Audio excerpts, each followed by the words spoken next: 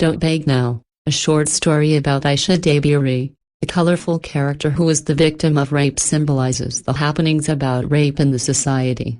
Despite societal conditionings, how anyone can be a victim of rape, and the movie Don't Beg Now tries to draw the attention of the rapist to the effect such despotic acts leave on victims.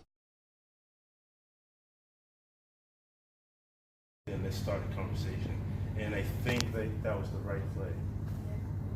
So you mentioned that you have a full movie, then which you cut. Yeah, it was. What happens to that full movie? Okay, so the story is about a character called Aisha Dabiri, and because the character was so colorful, we wrote so many stories based on that character. Now she went through rape, but then she came out of it, and I mean I can't reveal anything about the character. So when we decided to shorten Don't Beg Now, we looked at the character and we decided like she can still continue with the story, but Don't Beg Now was not gonna get hurt. Basically, like the story was still in completion. So of all the projects that we're gonna bring out, we felt like Don't Beg Now was the perfect short movie. That means we're still going to get the other. Yes, yes.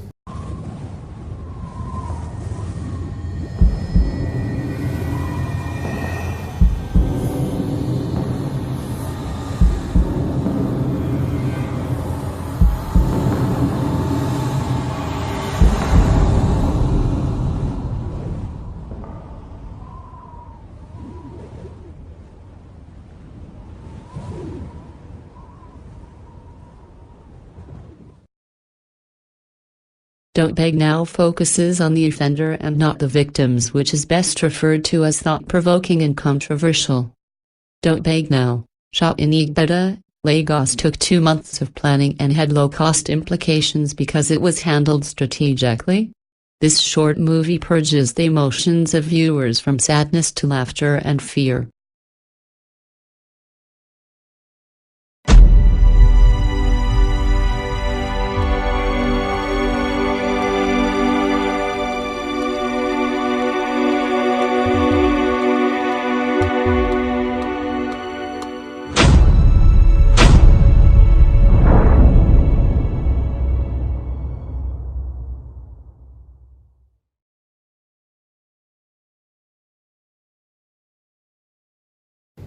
Full-on media production firm. So from 2020, apart from short movies, we're going to have documentaries, we're going to have feature-length films, we're going to produce music videos as well.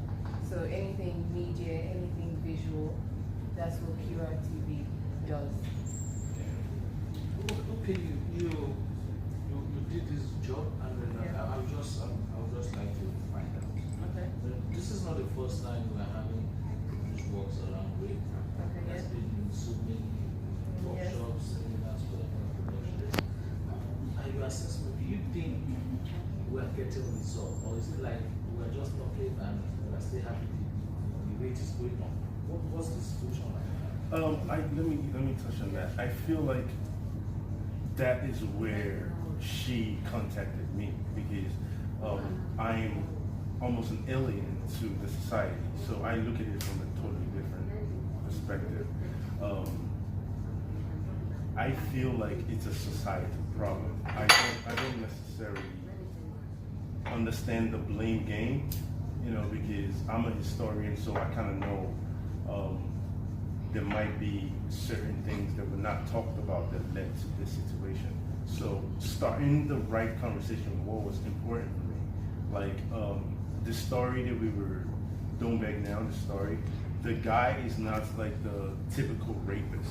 Basically what we're trying to say with that is anybody can be the rapist or the victim of the rape, So we're trying to start the conversation in a different manner than what the conversation has been, looking at it from the trauma aspect as well. Like you have an innocent person, a character, and then this diabolical act happens in that character's switch can change to something else.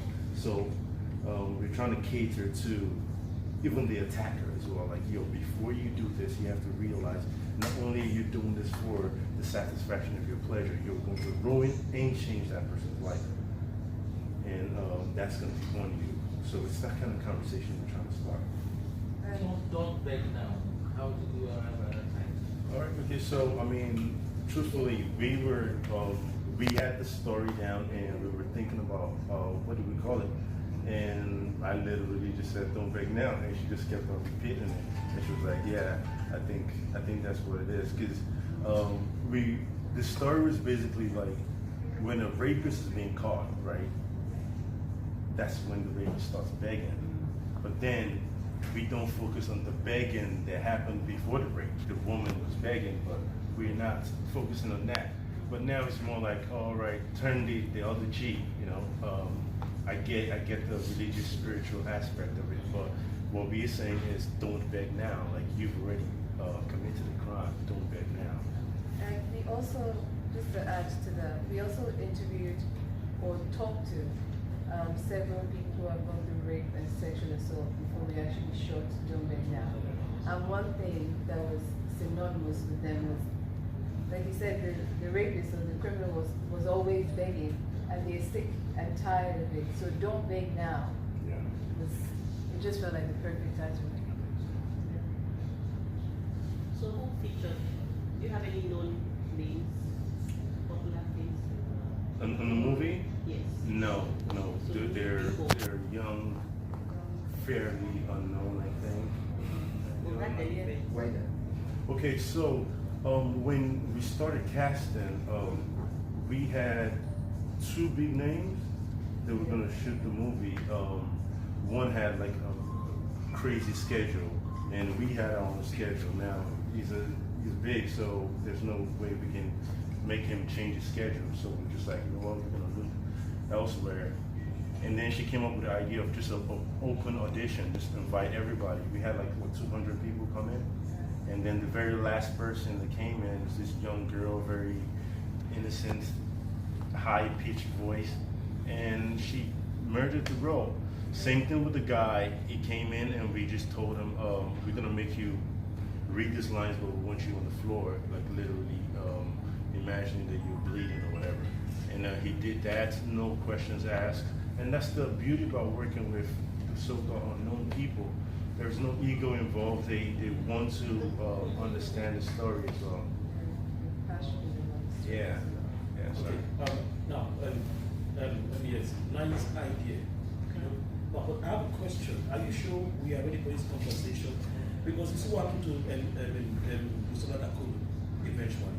Are we really ready for this conversation? Because even her fellow women came out to attack her. And eventually the case went to court and she was to pay some compensation to Pastor Patrick. Yeah. So my question is, are we really ready for this conversation? I think the conversation needs to be had regardless. I feel like what is real is the victim. I sat down with a victim. Okay, my story on Don't Back Down. So I'm a guy, so I'm very, even while working with the movie, any question I had, I went to Queen straight up because even though guys get raped, I know the numbers are not the same. I feel the conversation needs to be had because I sat down with some victims and just looking into their eyes and listening to just how they speak, you know that there's something wrong in there. Now, I don't have the answers, like I say. I don't know if Don't Beg Now is gonna make the biggest impact or the littlest impact. One thing we do know is we're getting actual people come to us now, telling us, oh my God, the movie did this, the movie made me look at rape this way and this other way. So I feel like the conversation needs to be had. I don't think it's our place to say, oh, okay, the whole society is not ready for it. Rape did not give us any warning, it just came, so we need to tackle it. That's how I feel, I don't know. Okay, beyond this movie, could you tell us your antecedents